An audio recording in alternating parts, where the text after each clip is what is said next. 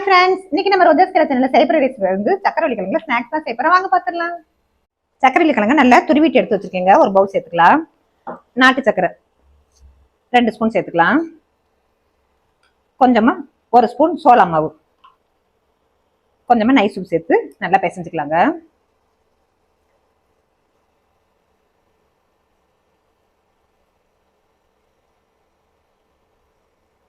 தோசைக்கல் நல்லா காயுதுங்க. 1 ஸ்பூன் நெய் சேர்த்துக்கலாங்க.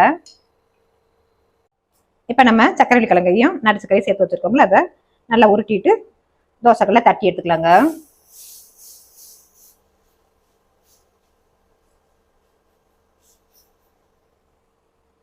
இப்ப நல்லா பேன் கேக்க திருப்பி விட்டுக்கலாங்க.